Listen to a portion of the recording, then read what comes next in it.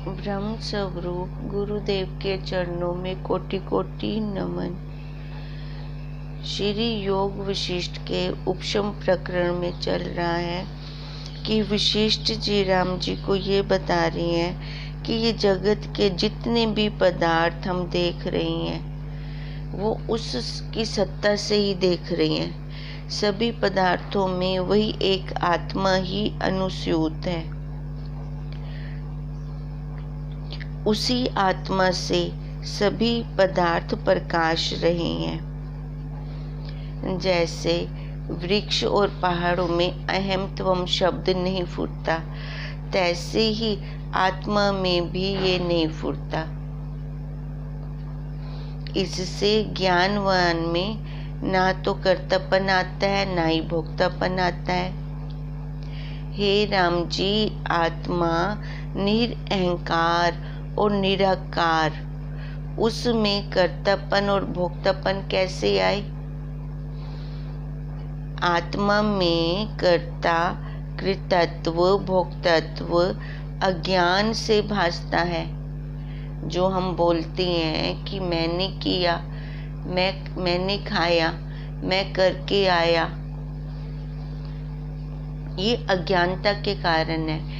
क्योंकि अपने आप तो ये जीव कुछ भी नहीं कर सकता। ये जो कुछ भी कर रहा है उसकी सत्ता से ही कर रहा है। जैसे मरुस्थल में जल भासता है पर जल होता तो नहीं। हे राम जी, अज्ञान रूप मदिरा पान करके मन रूप मृग मत हुआ है। ये अज्ञानता के कारण ही तो जीव का जन्म मरण चल रहा है। अज्ञान की मदिरा मतलब शराब पीकर ये जीव नशे में आ गया है। अब सबसे ज्यादा नशा तो इसको जवानी में होता है। जवानी ही अपने आप में एक नशा है। अब उसमें जब वो आता है तो फिर उसको कुछ नहीं सूझता।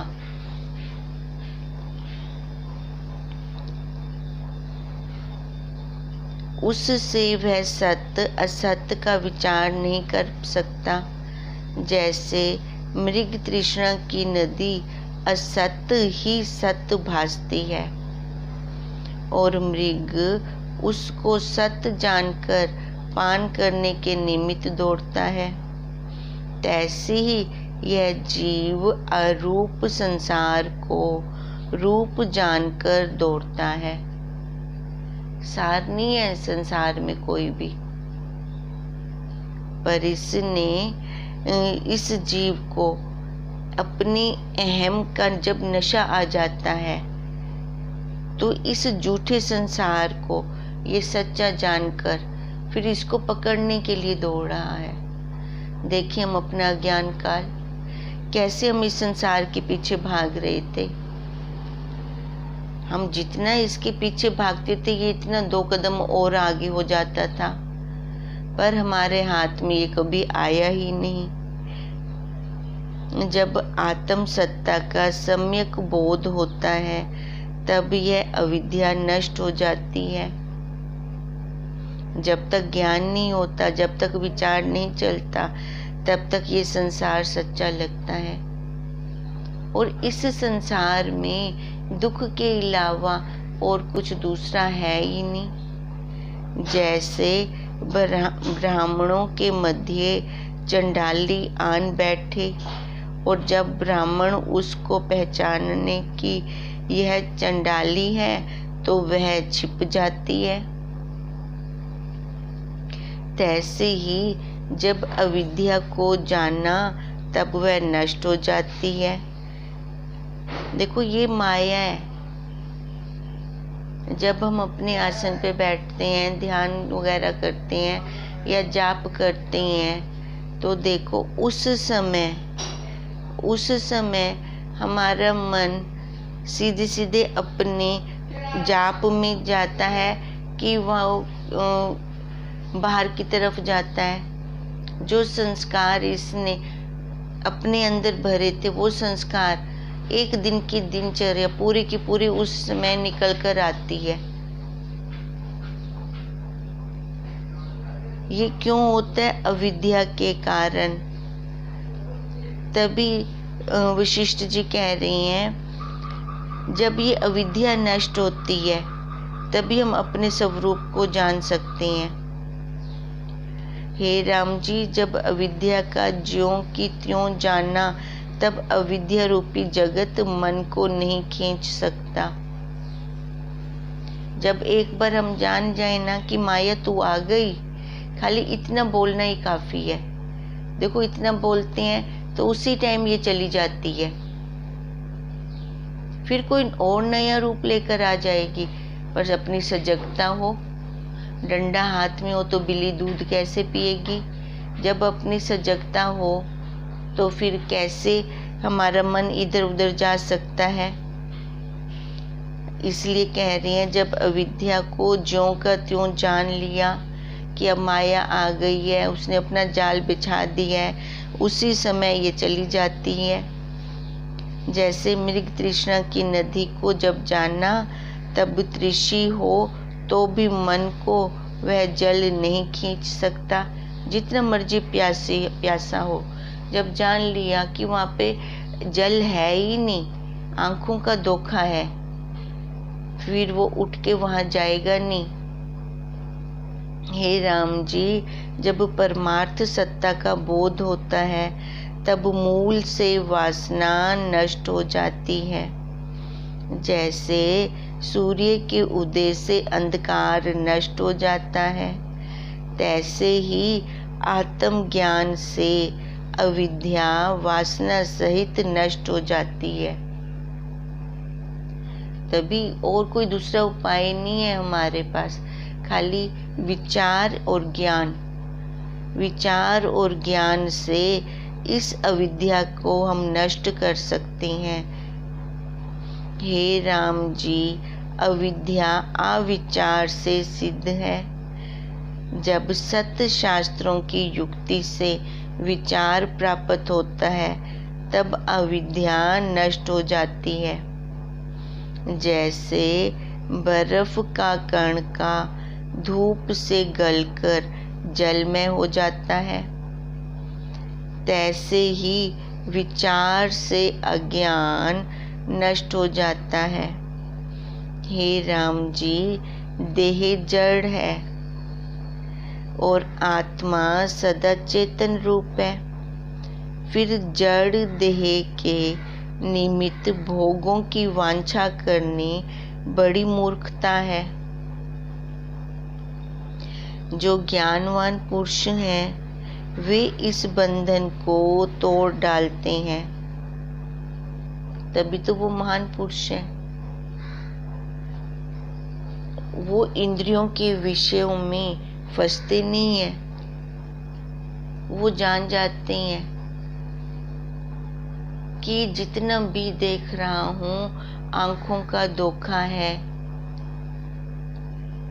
ये माया है, माया हमें घुमाती है।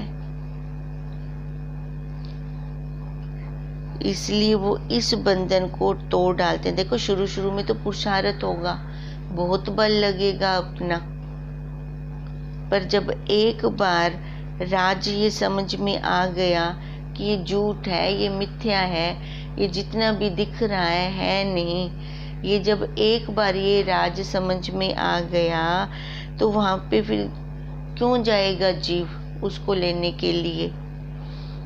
जो विषय है विष के समान है। हे राम जी, आशा रूपी फांसी को हृदय से काटो। जब आशा रूपी आवरण दूर होगा, तब पूर्णमासी के चंद्रमावत हृदय शीतल हो जावेगा। तैसे ही यह पुरुष भी 3 तापों से मुक्त हो शीतल हो जाता है। जैसे पर्वत में अग्नि लगे और उसके ऊपर जल की बहुत वर्षा हो, वह तपता से मुक्त हो शांतिमान होता है। देखो जब ये पुरुष जान लेता है कि ये सब माया है, धोखा है, तो फिर वो किसी भी बंधन में नहीं रहता। हे राम जी, जैसे केसरी सिंह पिंजरे को तोड़कर निकलता है, तैसी ज्ञानवान पुरुष भोग वासना के पिंजरे को तोड़ डालते हैं। ये विषय हमें अपने बंधन में डाले पड़ी हैं। ये विषय ना हो, वासनाएं ना हो, ये अपनी इच्छा ही है। हमारी इच्छा और वासना ने हमें जकड़ रखा है। देखो, ज्ञानवान पुरुष इसकी पोल खोल देता है। जैसे केसरी सिंह पिंजरे को तोड़ के बाहर आजाद हो जाता है, ऐसी ज्ञानवान पुरुष ये भोग वासना के बंधन को तोड़ डालते हैं। हे राम जी, जैसे रंग को त्रिलोकी का राज्य मिलने से वह आनंद को प्राप्त हो, तैसे ही ज्ञानवान को आत्मा के साक्षात्कार हुए आनंद प्राप्त होता है। बाहर विषयों का सुख है, वहां पर आनंद नहीं है, पर हमें पता ही नहीं था।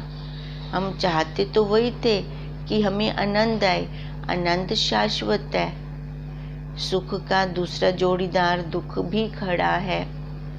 अगर सिक्के का एक पहलू सुख देखते हैं, क्योंकि माया शुरू में हमारे पास पहला पहलू सुख भेजती है। अगर वो सुख न भेजे, दुख भेजे, उसका दूसरा पहलू, तो कौन फंसे? माया तो पहले सुख के दाने डालती है, तो जीव इसमें फंस जाता है, उसके जाल में फंस जाता है। पर जो ज्ञानवान है वो एक बार दृढ़ता करके अपने पुरुषार्थ के द्वारा जब आत्मा का साक्षात्कार कर लेते हैं, तो फिर वो विश्वों के सुख में रुकते नहीं, क्योंकि वो जान जाते हैं इसका दूसरा भाई भी खड़ा है, दुख। ये जोड़ी में आता है।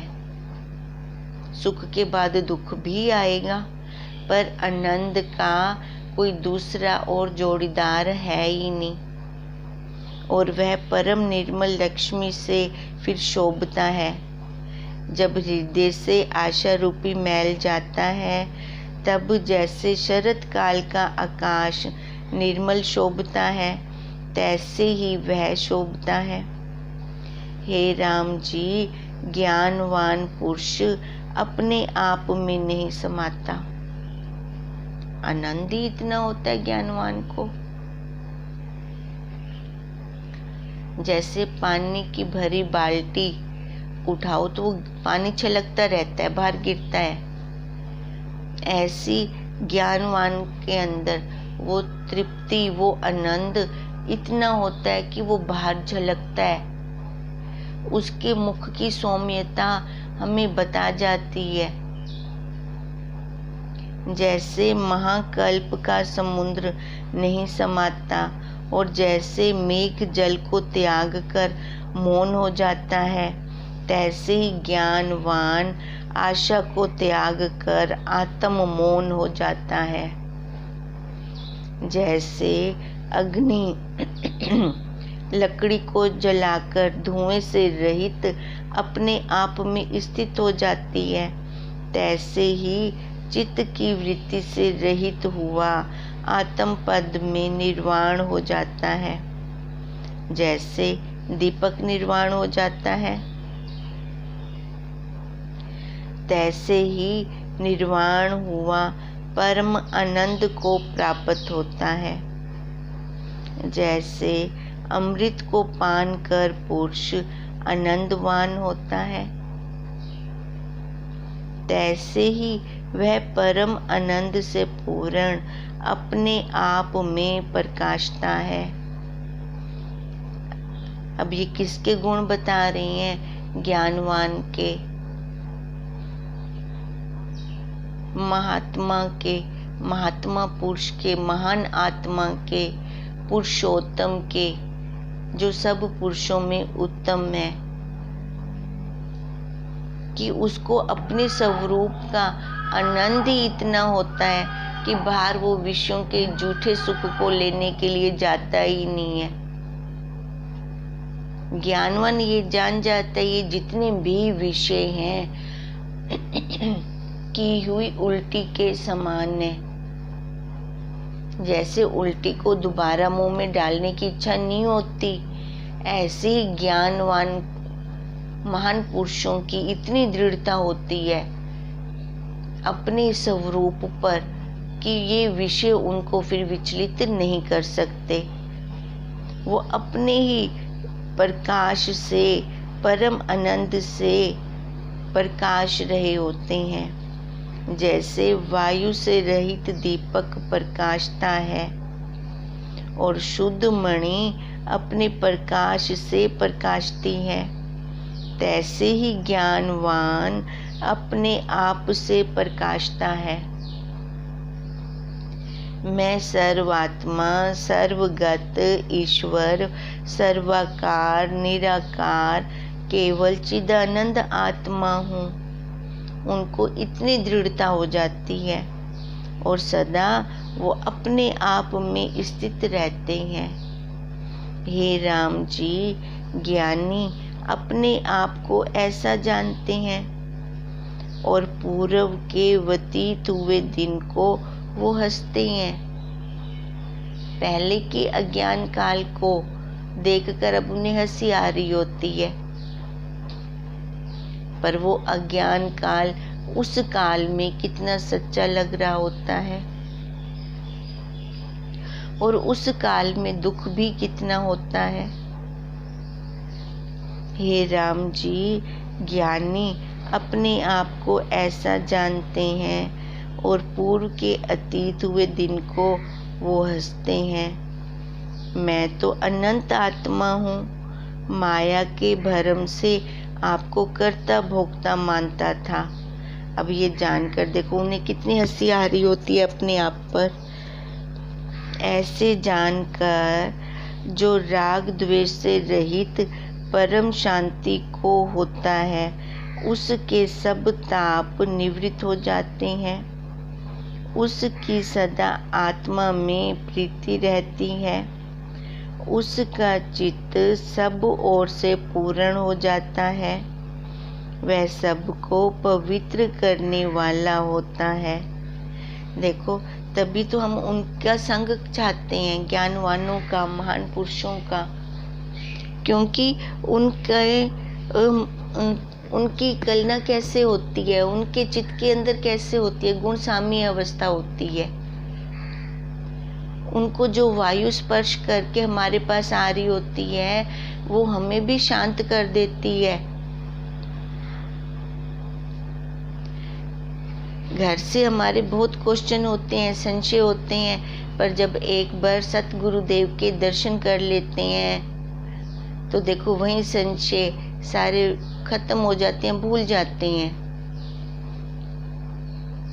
क्योंकि वो सदा अपनी आत्मा में ही स्थित रहते हैं। तो उनका जो संग करता है तो उसको भी वैसा ही रंग चढ़ता है। 2 दिन किसी संसारी का संग करके आए, देखो मन उचाट हो जाता है। फिर सारी भोग सामग्री चाहिए, ये भी चाहिए, ये भी चाहिए, ये भी चाहिए। और 2 दिन महान पुरुषों का संग करके आए, सत्संग में जाएं, तो देखो फिर जब घर वापस आते हैं तो वैराग्य होता है। तो ये क्या है? संग का रंग है।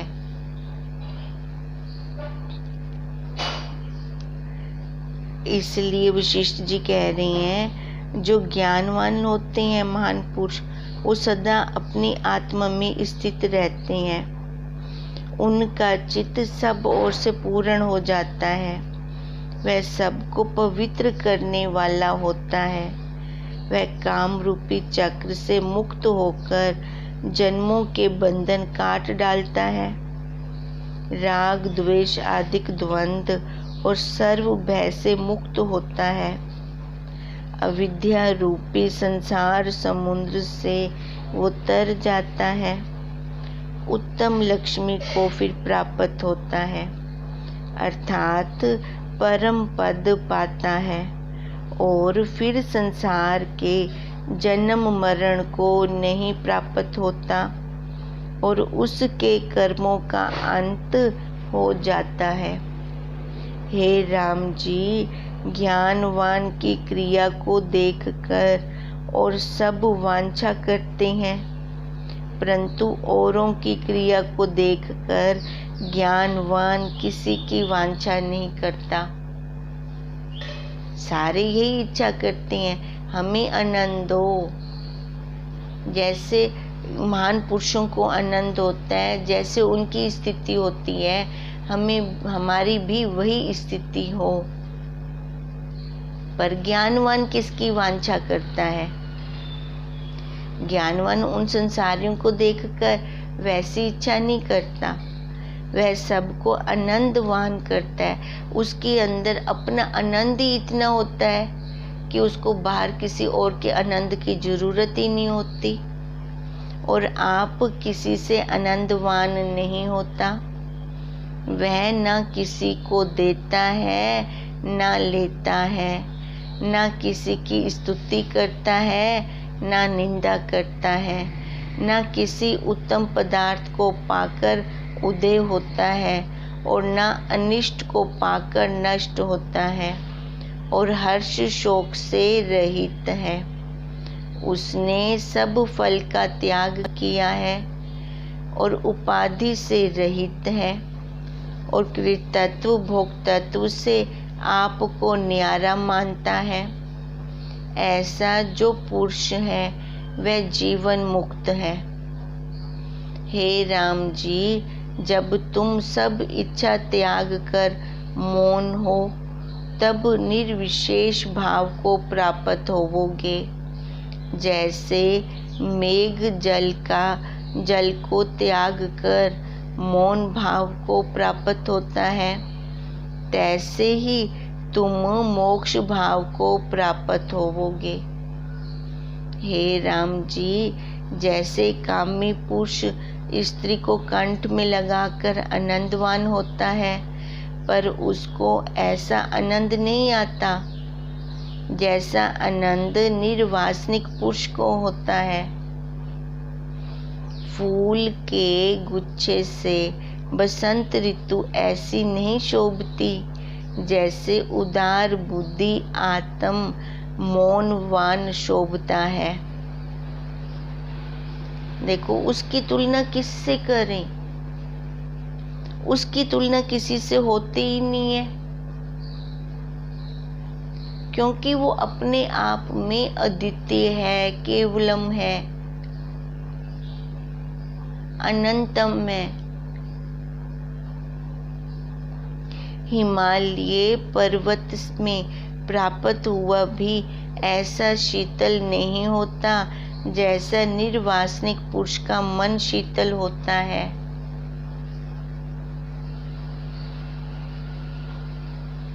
तभी कहते हैं गुरुदेव कि उसकी तुलना हम किससे करें? सत्यम ज्ञानम अनंतम ब्रह्म, वही केवल एक वही है। मोतियों की माला से और केले के वन को प्राप्त हुआ भी ऐसा सुख नहीं पाता, और चंदनों के पान करने वाला भी ऐसा शीतल नहीं होता जैसा शीतल निर्वासनिक मन होता है, और चंद्रमा के स्पर्श से भी ऐसा शीतल नहीं होता जैसे निर्वासनिक पुरुष शीतल होता है। चंद्रमा बाहर की तपता मिटाता है, परंतु भीतर की तपता निवृत्त नहीं करता, पर निराशता से हृदय की तपता मिट जाती है और परम शांति को प्राप्त होता है। जैसे शीतलता निर्वासनिक पुरुष के संग से होती है, तैसी और किसी उपाय से प्राप्त नहीं होती। हे राम जी, ऐसा सुख स्वर्ग में भी नहीं प्राप्त होता और ना सुंदर स्त्रियों के स्पर्श से होता है, जैसा सुख निर्वासनिक को प्राप्त होता है।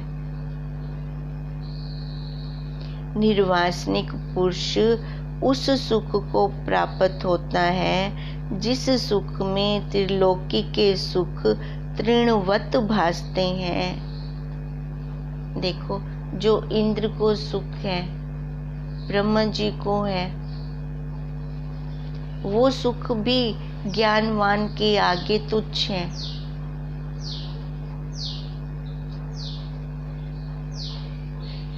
स्वर्ग के सुख कब तक? जब तक पुण्य है। जब पुण्य खत्म तो फिर नीचे मृत्यु लोक में वो गिराई जाती हैं।